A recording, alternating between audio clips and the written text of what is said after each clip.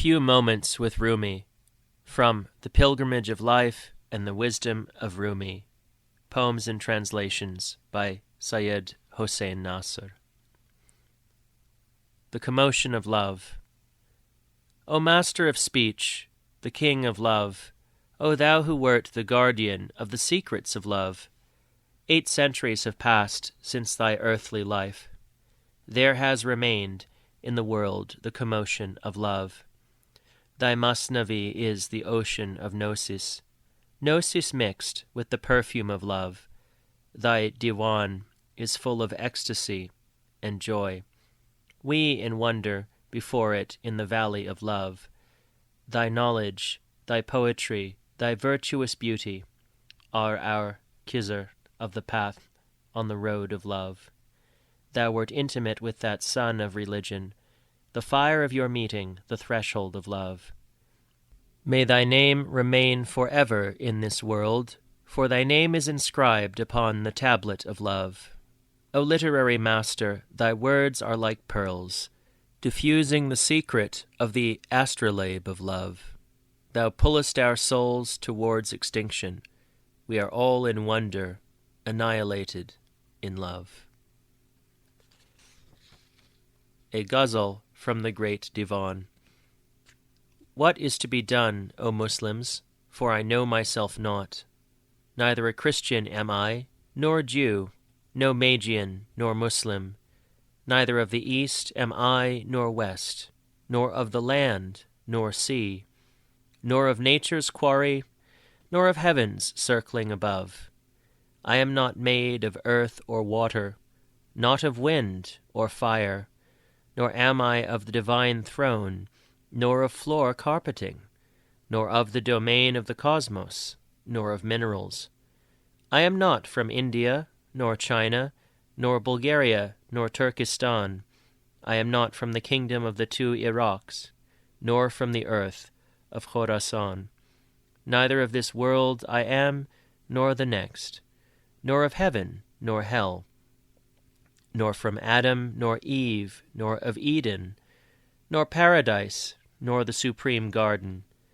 My place is the placeless, my mark the markless, not either body or soul, for I myself the beloved am. I cast aside duality, seeing the 2 worlds as one. I seek the one, I know the one, I see the one, I call the one. He is the first, he is the last, he is the outward, he the inward. I know no one other than he, none but he who is he. Drunk with the goblet of love I am. The 2 worlds have to me been lost. No rest I have but in debauchery, no rest but in drunkenness. If I spent a moment of my life without thee, I regret that moment. I for that hour of my life do repent. If one day I am given a moment with thee in this retreat, I shall trample the 2 worlds underfoot and dance in ecstasy. O Shams of Tabriz, I am so drunk in this world, that but for drunkenness and revelry, no story have I to account. Translations from the Masnavi. The exordium of the Masnavi of Rumi. In the name of God, the infinitely good, the all-merciful. Listen to the reed, how it narrates a tale of all the separations of which it complains. Ever since they have cut me from the reed bed, men and women have moaned about my lament. How I wish in separation a bosom shred and shred, so as to utter the description of longing's pain. Whoever becomes distanced from his roots seeks to return to the days of his union. I joined every gathering, uttering my lament, consorting with the joyous and the sorrowful. Everyone befriended me through what he had opined, but none did seek the secrets within me hidden. My secret is not far away from my lament, yet the eye and ear do not possess that light. Body is not hidden from soul, nor soul from body. yet none has the license to see the soul. The cry of the reed is fire, not wind. Whoso does not possess this fire, may he be naught. 'Tis the fire of love that befelled the reed. 'Tis the ardour of love that entered the wine. The reed is the comrade of whoever is severed from a friend. Its strains have rent asunder our veils. Who has ever seen a poison and an antidote like the reed? Who has ever seen a consort and a longing lover like the reed? The confidant of this sense is none other than the senseless, for the tongue has no client save the ear. In our sorrow the days of our life have become untimely. The days have become fellow-travellers of burning grief. If the days have passed, say go, it matters not. Do thou remain, O thou like whom there is no one pure. Whoever is other than fish, with his water sated becomes. Whoever has no daily bread, his day stretched becomes. The state of the ripe, none who is raw understands. Hence brief my words must be. Farewell. O sun, break the chains that bind thee, and be free. For how long wilt thou continue to be a slave of silver and gold? If thou pourest the sea into a pitcher, how much will it hold? The share of one day. The pitcher that is the eye of the covetous never full becomes, until the oyster shell is contented. Full of pearls it becomes not. He whose garment is rent by love, he alone becomes purified of covetousness and every defect. Hail to thee, O our love, with goodly passion, O physician of all our ailments, O remedy of our pride and honour, O thou our Plato, and Galen besides. The body of dust has risen to the heavens through love. The mountain has begun to dance and become nimble. O lover, love became the soul of Mount Sinai. Mount Sinai became drunk, and Moses fell into a swoon. If my lips were to be joined with a kindred soul, like the reed I would tell that which could be told. Whoever has become separated from one who understands his tongue becomes dumb were he to have 100 songs. When the flower departs and the rose garden fades, thou hearest no longer the story of the nightingale. The beloved is all, the lover but a veil. The beloved is alive, the lover but a dead being. When love no longer cares for him, he becomes like a bird without feather. Alas for him! How can I have consciousness before and after, if the light of my friend not be before and after? Love wills that this word be cast forth. If the mirror does not reflect, how is that so? Doest thou know why thy mirror nothing reflects? Because the rust has not become cleansed from its face.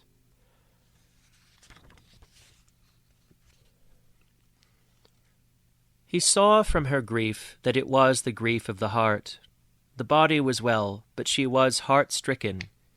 Being in love is manifested by grief of the heart. There is no sickness like sickness of the heart.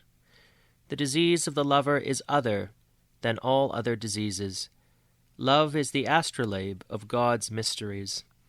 Whether being in love be from the side here below or the side yonder, in the end it is our guide to the side beyond. Whatever description or explanation I give of love, when I reach love I am ashamed of my exposition. Although commentary by the tongue clarifies, love that is tongueless is of greater clarity. As the pen was hastening to write, when it came to love it split upon itself. In expounding love, reason becomes mired, like an ass in mud. It was love alone that love, and being in love, has explained. For the love of the dead endures not, for the dead one never to us returns, but the love of the living in our spirit and vision is fresher at every moment than a bud. Choose the love of that living one who is everlasting, who poureth the wine which increases thy spirit. Choose love of that one, through whose love all the prophets success achieved and glory gained. Say not, for us there is no way of access to that King. With help of the generous, actions are not difficult. Our words and actions are the outward journey. The inner journey above the heavens resides. The sense saw dry land, as it was of dryness born, but the Jesus of the Spirit set foot upon the sea.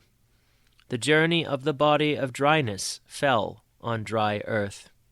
The journey of the Spirit set foot in the heart of the sea. Since thy life has passed on dry land, now mountain, now river, now desert, whence wilt thou the water of life find? Where wilt thou cleave the waves of the sea? The earthly waves are our fantasy, understanding and thought. The sea waves are self-effacement, drunkenness, and annihilation. While thou art in this worldly drunkenness, thou art from that drunkenness far removed. While thou art drunken with this, thou art blind to that cup. Outward discourse is like dust. Learn the habit of silence for a while. Take heed. We are non-existent, and so is our existence.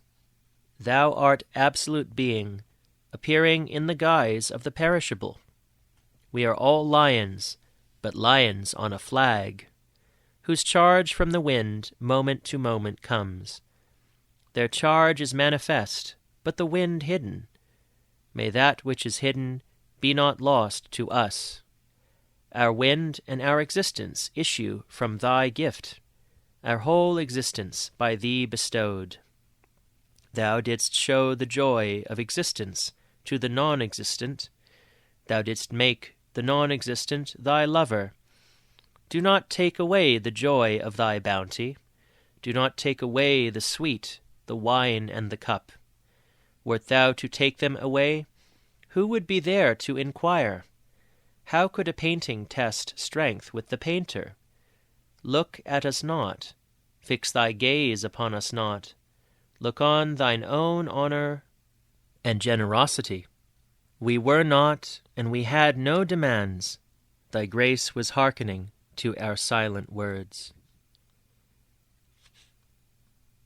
Wert thou to count 100 apples, 100 quinces, the 100 would remain naught, but become one, when together they are pressed. In matters spiritual there is no partition, no numbers. In matters spiritual there is no division, no individuals. The union of the friend with friends is sweet. Grab the foot of spiritual reality, for the outward form does rebel. Through tribulation cause the rebellious form to dissolve, so that thou mayest see beneath it unity like a treasure. If thou dost dissolve it not, his favours, they will it dissolve.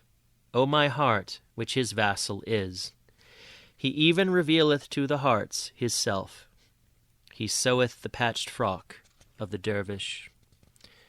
We were simple, and of one substance all.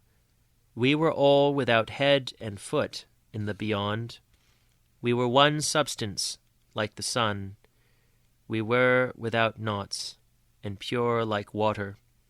When that pure light took form, it became number, like the shadows of a niched battlement.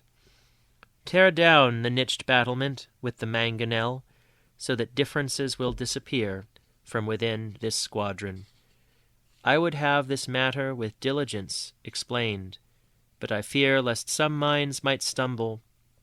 Points here involved are like the blade of steel sharp. If thou dost not have a shield, then turn back and flee. Go seek spiritual reality, O worshipper of form, for spiritual reality is the wing of the body of form.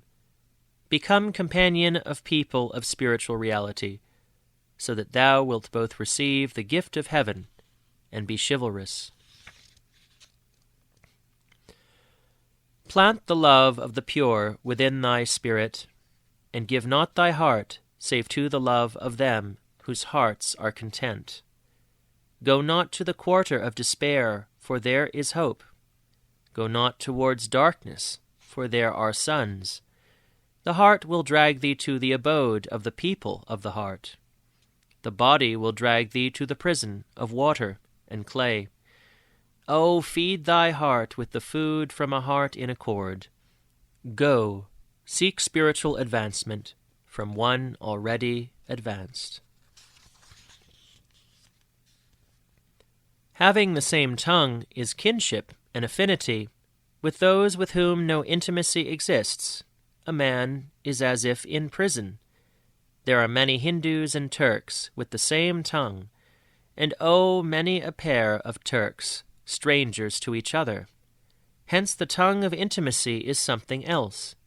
It is better to be of one heart than of one tongue, without speech, without oath, without register. 100,000 interpreters from the heart arise. Love is to the two worlds a stranger. Within it are 72 madnesses. It is deeply hidden, its bewilderment manifest.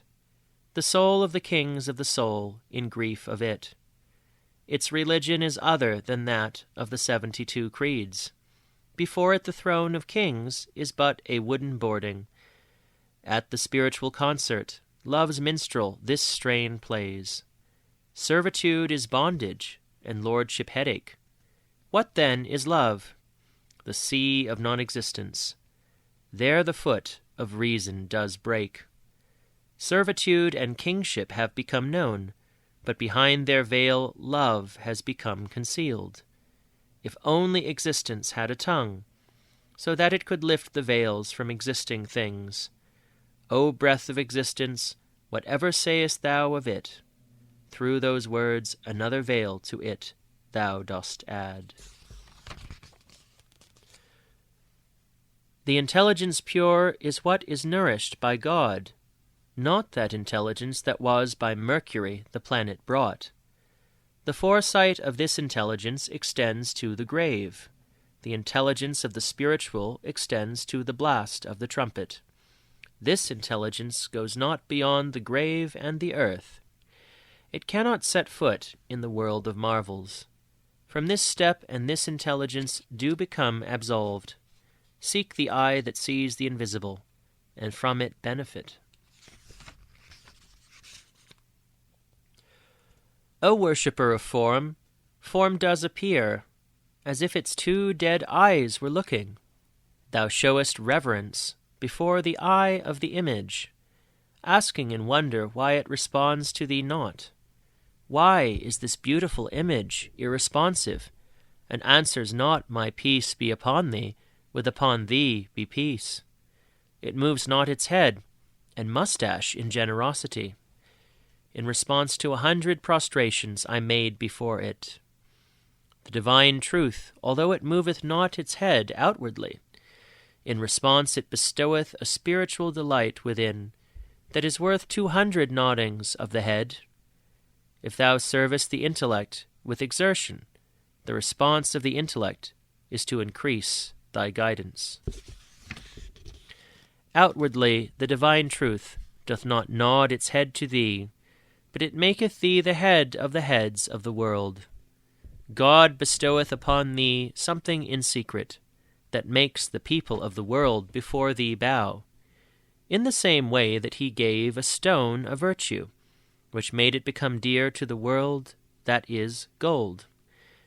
If a drop of water gains God's favor, it becomes a pearl, outperforming gold.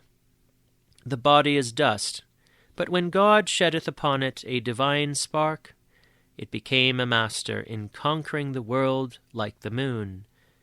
Beware, this world is a talisman and a dead image. Its eye has led the fools astray from the path. In eating thou art doing the work of hell, for its sake thyself fattening. Do thine own work, feed on wisdom's daily bread, that thy heart may become mighty, strong, and beautiful. The eating of the body is an obstacle to this eating. The spirit is like a merchant, and the body a robber. The candle of the merchant burns at that moment, when the robber is consumed by fire like firewood. For thou art consciousness, the rest a mask, hiding consciousness.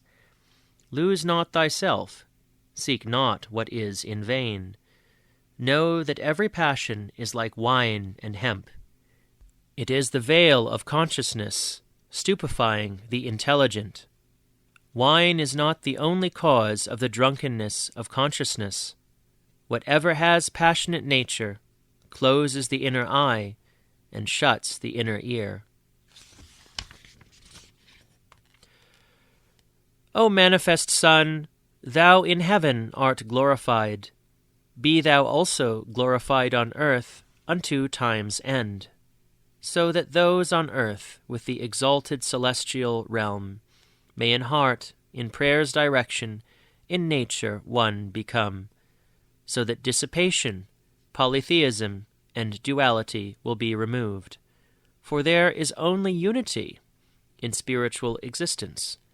When my spirit comes to recognize thy spirit, they will remember that they were in the past united. They will become on earth like Moses and Aaron, mingled sweetly, like milk and honey. But when my spirit recognizes thy spirit only slightly and denies it, the very denial becomes a veil covering the truth.